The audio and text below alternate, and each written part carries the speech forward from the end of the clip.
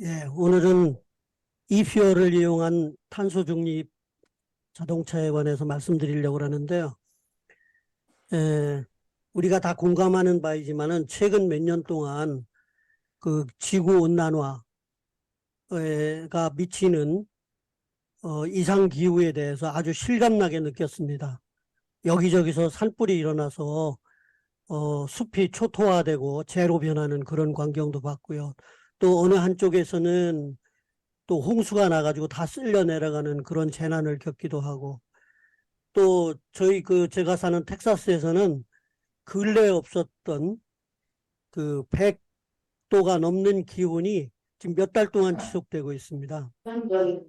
그래서 제가 이제 취미로 뒤에 뒤뜰에서 채소를 기르는데 채소가 살아남질 못하는 그런 걸 보고, 그래서 그동안에 뭐 지구 온난화 문제 또 탄소 중립 이런 얘기를 들었을 때 별로 실감나게 안 느끼고 우리와 직접 관계가 없나 이런 생각을 했었는데, 아주 금년에는 아주 톡톡하게 실감을 느꼈습니다. 그래서 오늘 탄소 중립이 뭔지에 대해서도 좀 말씀을 나눠보고, 그 다음에 이퓨얼이 뭔지도 또 말씀을 드려보려고 합니다. 다소 주제가 좀 딱딱하기는 하지만 상식선에서 제가 말씀드리려고 하고요. 또 발표 시간도 아주 짧게 한 20분 정도 말씀드리고, 나머지는 토의와 질의 응답하는 그런 시간을 갖도록 해보겠습니다.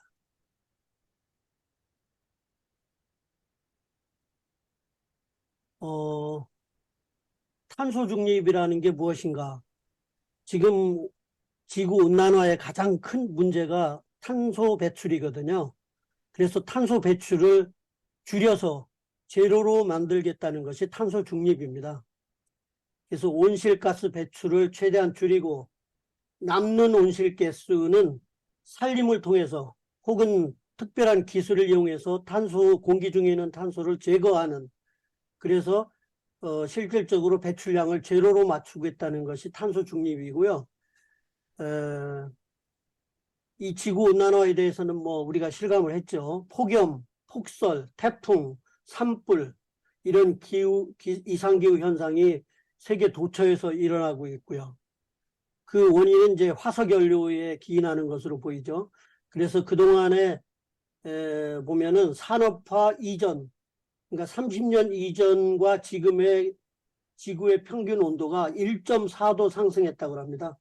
그 1.4도의 온도 상승이 이렇게 심각한 이상기후를 초래할지는 우리가 상상을 못했었죠. 그래서 1997년에 교도의정서가 채택이 됩니다. 그래서 선진국들이 먼저 이 문제를 심각히 생각하고 앞서 나가자는 의식에서 이런 의정서가 채택이 됐고요. 그 후 한 20년 가까이 지나서 비로소 파리 협정이 채택이 됩니다. 2015년에 채택이 되고, 그 협정이 1년 후인 2016년 11월 4일에 발효가 되죠. 근데 이때 목표는 뭐냐면 산업화 이전보다 현재의 지구 평균 온도 상승을 2도 이내로 낮춰보자. 근데 2도도 너무 많은 거고요. 실제로는 1.5도 이내로 억제해야 된다는 것이 공통된 개념이었습니다.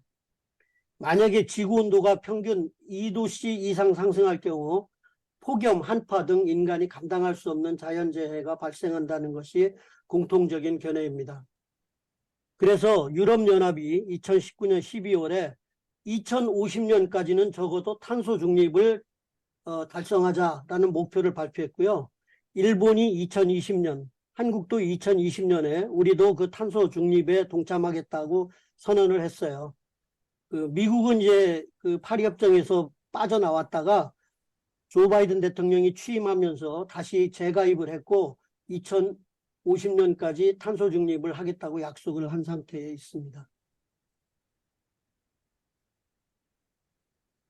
탄소 중립을 하는 데 있어서 그럼 뭐가 중요한 관점이 되느냐? 우리가 해야 될 일 중에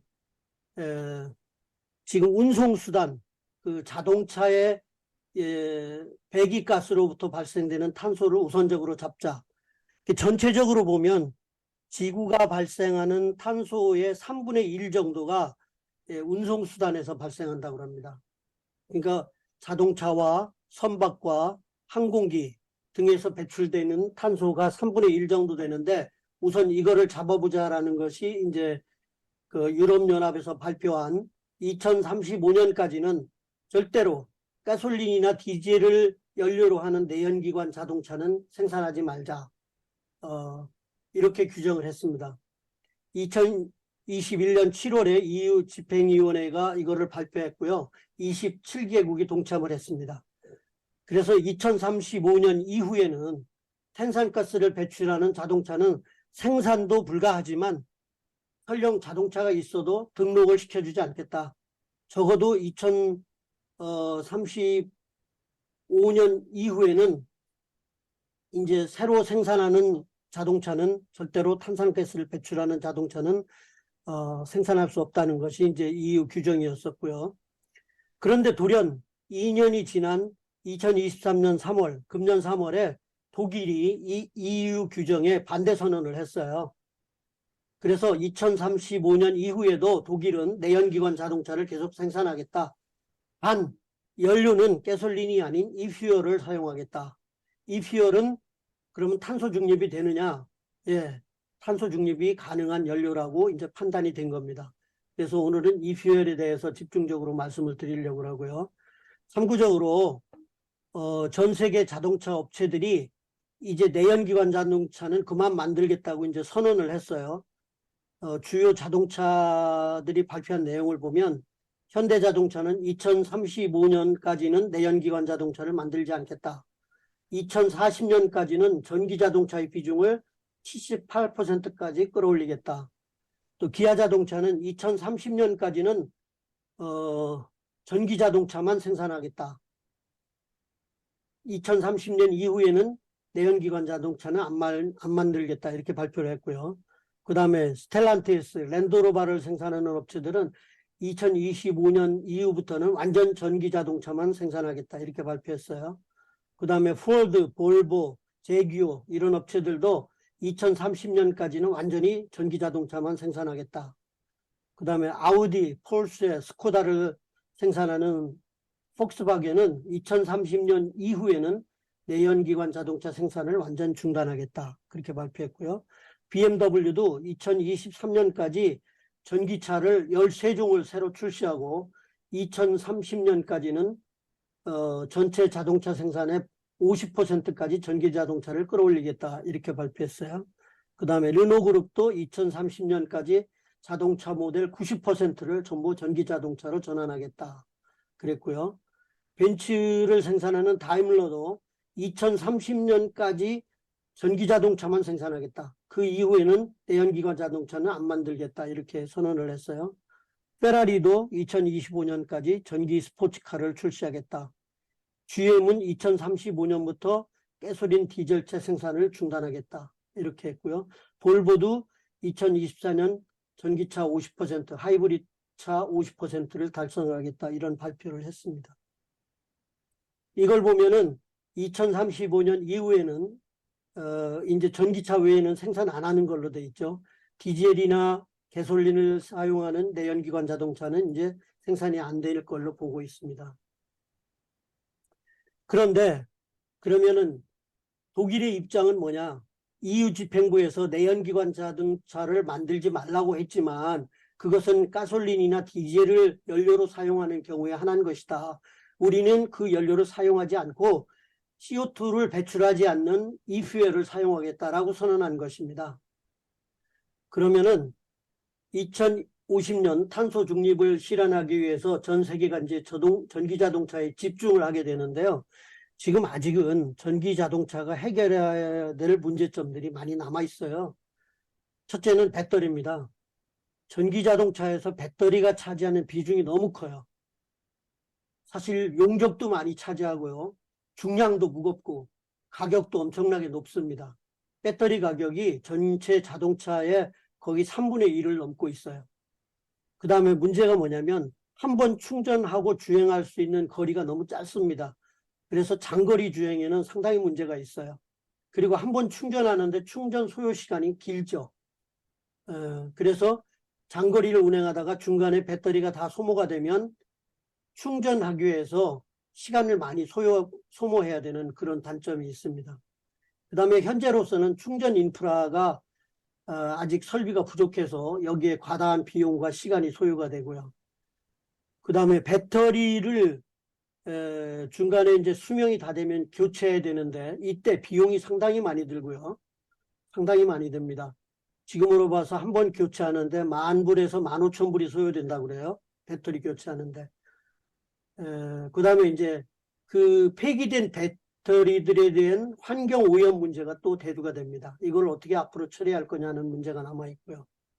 그 다음에 배터리를 만드는데 그 소재가 그 광물자원 리튬이 들어가는데요. 이게 또 일부 국가에 편중되어 있어요. 지금도 벌써 중국 공산당이 이거를 가지고 자원 무기화하려는 움직임을 보이고 있죠. 그래서 이것도 심각한 문제로 대두되고 있습니다. 배터리의 수명과 가격이 이제 문제가 되는데 한 번 충방전 하는데 약 300마일을 간다고 봤을 적에 1000번에서 2000번까지 충방전을 반복할 수 있다고 봅니다. 그리고 차량의 수명을 25만 마일로 봤을 적에 배터리의 수명은 10년에서 15년. 근데 이제 잘 아시겠지만 우리 그 스마트폰 벌써 2, 3년만 지나면은 용량이 급격히 감소하죠. 그래서 보통 새 것 쪽에는 한 번 충전하면 2, 3일도 갔지만 지금은 어떻게 되죠? 하루도 못 가죠. 충전해봐야. 그런 단점이 있습니다. 그래서 이 전기 자동차도 마찬가지로 5년, 6년만 지나면 한 번 충전했을 때 주행거리가 300마일이 아니고 200마일, 150마일 이렇게 떨어질 수 있다는 거죠. 그 다음에 배터리 가격이 너무 비싸다는 게 이게 문제입니다. 그래서 전기 자동차가 보편적으로 보급이 되려면 이 배터리 문제가 획기적으로 개선이 돼야 된다는 문제점을 안고 있습니다. 그럼 여기서 얘기하는 이퓨얼은 무엇인가? 일렉트로 퓨얼이라고 그러는데요. 전자연료라고 번역을 하죠. 근데 거기에는 이케로신, 이메탄올과 같은 이 연료가 있습니다. 이거는 CO2를 배출하지 않는 그런 연료죠. 수소를 미리 만들어 가지고요. 공기 중에 있는 탄소와 결합을 시켜서 만드는 연료가 바로 이 퓨엘입니다. 그거에 대해서는 요 뒤에서 자세히 한번 알아보겠습니다. 요 그림을 보시면 왼쪽의 그림은 그 태양전지를 이용해서 전기 발전을 하고요. 그 발전된 연료를 이용해서 물을 전기분해하죠. 그래가지고 수소를 발생시킵니다. 그런 다음에 공기 중에 있는 탄소를 포집해가지고 두 개를 합성하면 이퓨얼이라는 연료가 발생을 합니다. 그 연료를 고압으로 압축시켜서 지금의 그 가솔린과 같은 원리로 운송하고 저장할 수가 있습니다. 그래서 이때 사용하는 전기는 그 재생이 가능한 자원, 즉 풍력이라든지 조력, 수력, 원자력, 태양광 등을 이용해서 발생한 전기를 사용하기 때문에 지구온난화에 영향을 미치지 않는 것이죠. 그 탄소 포집 기술이 있습니다. 공기 중에 있는 CO2를 포집해 가지고 만들어진 수소와 결합하면 이 퓨엘이 제조가 되죠. 그런데 그러면 이 퓨엘은 연소할 때 탄산가스를 전혀 발생하지 않느냐? 발생합니다. 발생하지만은 그때 발생하는 CO2나 혹은 연료를 합성할 때 공기 중에서 포집한 CO2가 서로 상쇄돼서 전혀 공기 중에는 탄소가 증가하지 않는다. 그래서 탄소 중립을 실현할 수 있다. 그런 원리입니다. 이 퓨엘의 장점을 살펴보면요. 화석연료, 즉 가솔린이나 디젤과 촉감과 질감이 대단히 비슷합니다. 그래서 지금 현재의 내연 기관차에 그대로 적용이 가능하죠. 또한 지금 이 퓨엘은 기존의 화석연료, 즉 가솔린을 운송하고 보관하는 시설을 그대로 인프라로 활용할 수가 있습니다. 그러니까 지금의 유조차라든지 주유소 같은 시설을 그대로 활용할 수 있다는 것이 큰 장점입니다. 이렇게만 된다면 2050년까지 전기차 보급이 완전히 달성되지 않더라도 탄소 중립이 가능하지 않겠냐라는 것이 Okay, okay, now that's okay. 소리가 안 나오잖아. 그리고 또 지금 전기차가 실현이 되더라도 전기차로 어려운 부분 스피커. 어? 스피커.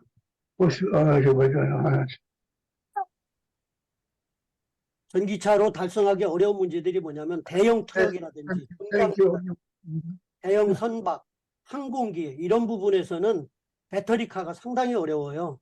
왜 그러냐면 고도의 출력을 내기 위해서는 배터리 용량이 엄청나게 커져야 되고, 그렇게 되면 예를 들어 항공기 같은 데서는 그 배터리 중량이 너무 커져서 불합리하게 되는 경우가 발생하죠. 예를 들어 대형 트럭도 마찬가지입니다.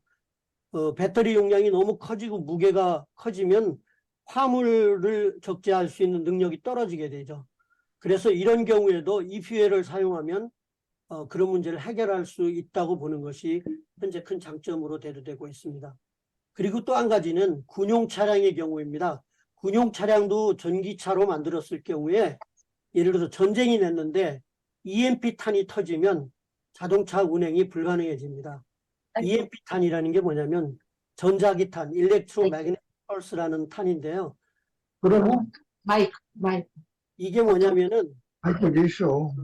2003년에 일어났던 이라크 전쟁을 생각해 이거 이제 내가 듣지. 뮤트로 좀 해주시면 감사하겠습니다.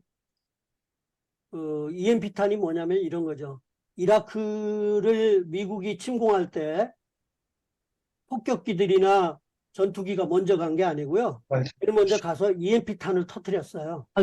그러면 엄청나게 큰 일렉트로마그네틱 펄스, 전자기 펄스가 발생을 해가지고 그 지역에 있는 모든 통신 장비, 전기 장비들이 다 먹통이 돼버립니다.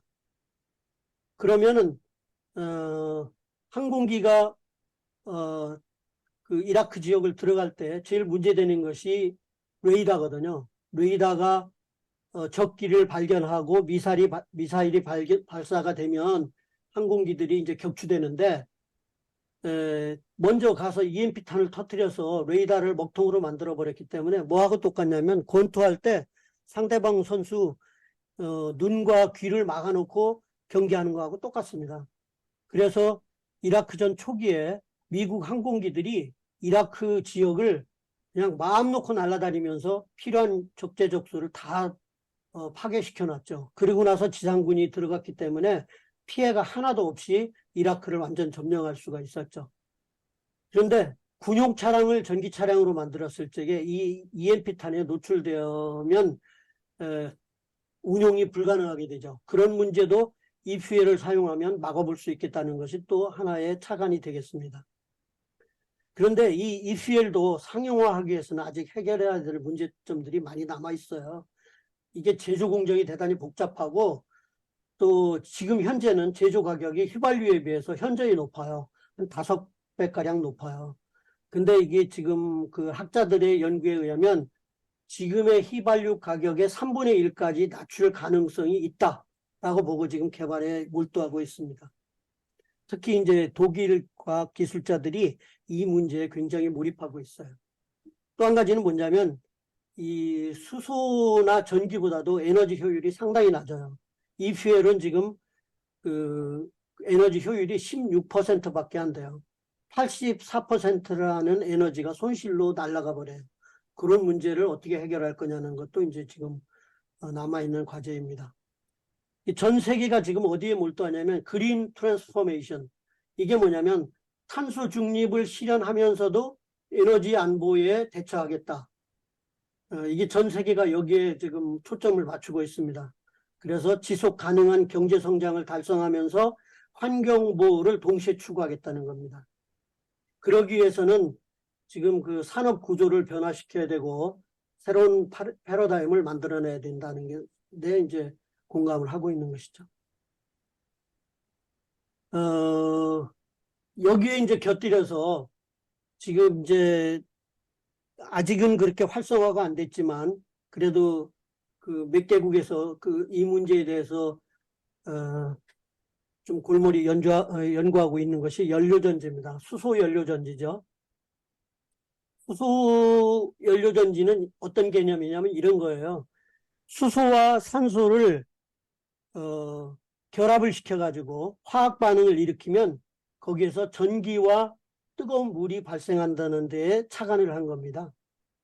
그래서 이제 오른쪽 그림에서 보시는 것처럼 어떤 용기 안에다가 전극을 설치하고 그 안에 전해질을 집어넣었어요. 그리고 한쪽에서 수소를 주입시키고 한쪽에서는 공기를 빨아들여서 그 공기 중에 있는 산소를 걸러내서 두 개를 합성을 시키면 물과 전기가 발생한다는 원리입니다.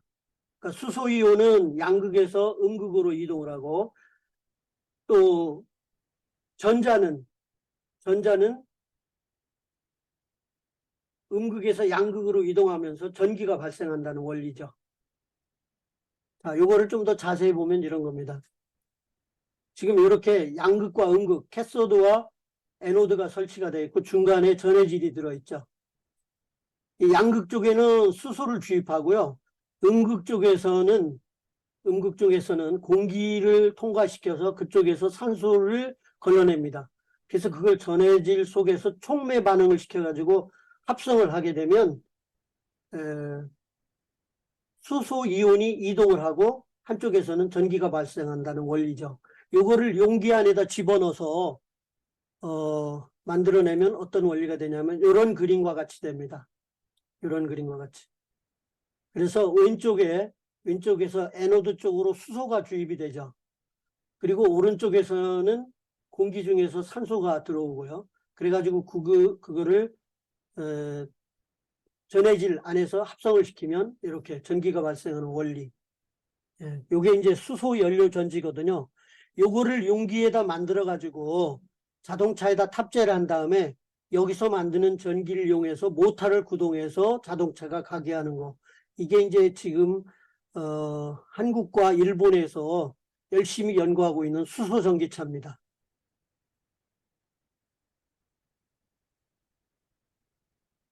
이렇게 생겼죠. 이쪽에 보시면 퓨얼 탱크가 있죠. 탱크가 지금 2개가 들어있는데 여기다가 수소를 미리 밖에서 충전을 시켜줍니다. 그런 다음에 여기 퓨얼셀 수소전지를 통해서 전기를 발생시키고 그 전기를 모터에다 공급해서 자동차를 구동시키는 원리로 되어 있죠. 결국은 이게 또 전기차입니다. 근데 그 전기를 외부에서 공급받는 것이 아니고 이 퓨얼셀 연료전지를 이용해서 전기를 발생시켜서 구동하는 방식으로 되어 있는 거죠.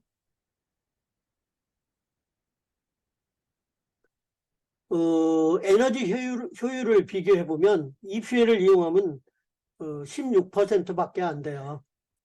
왜 그러냐면 물을 전기 분해하고 그거를 그 연료로 제조하는 과정에서 48%가 손실이 돼요. 그러니까 연료율이 52%밖에 안 돼요. 그 다음에 내연기관에서 연소될 때에 이때의 에너지가 70%밖에 안 됩니다. 그래서 두 개를 합치면 이 퓨얼을 이용했을 때 내연기관에서 연소되는 열효율은 16%밖에 안 된다. 반면에 전기자동차는 모터 효율이 80%, 그리고 충전 효율이 90%이기 때문에 총 효율, 전기자동차의 전체 효율은 72%까지 되죠.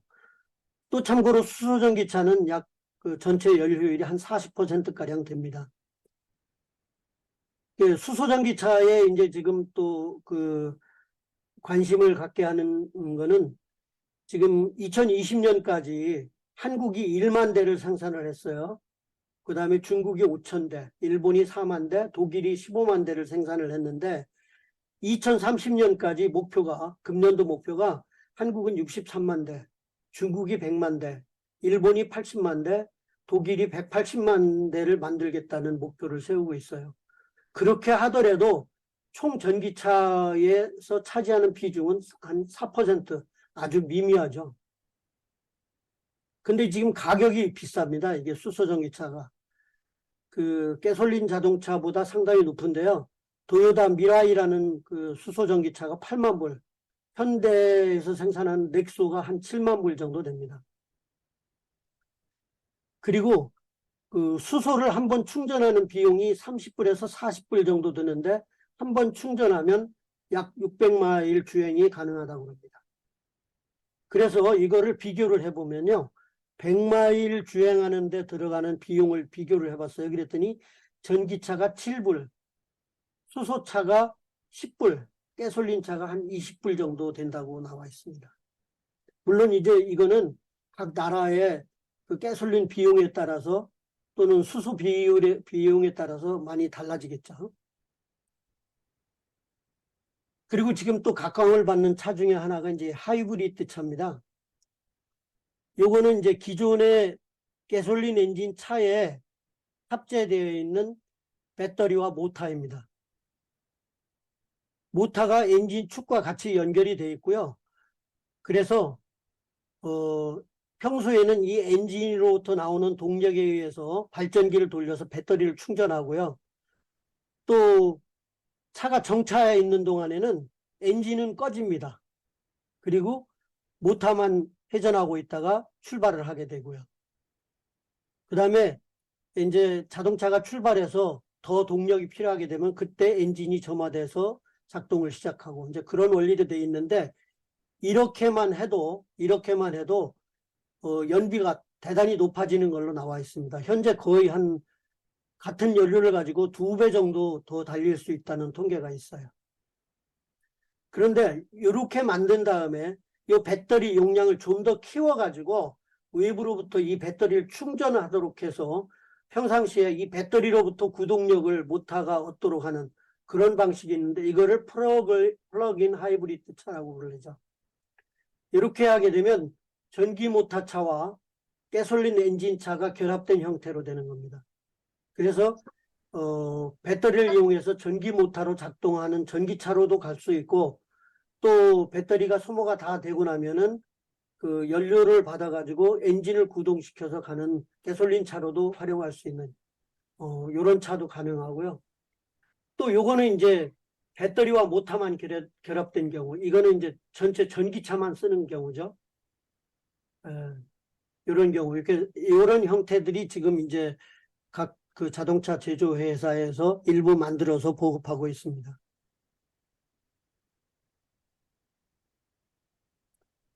근데 결론적으로 보면은 이렇습니다.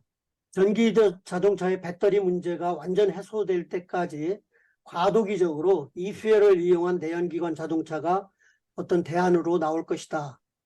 그게 이제 선두주자가 독일이 될 것입니다.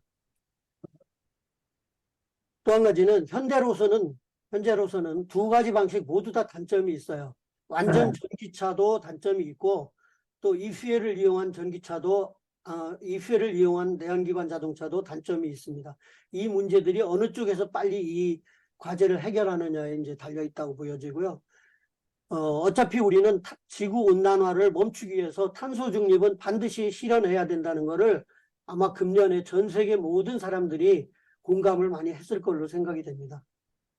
우리가 후세에게 아름다운 지구를 상속해 주기 위해서는 우리 인류가 더 많은 노력을 해야 된다는 것이 큰 과제로 남아 있습니다.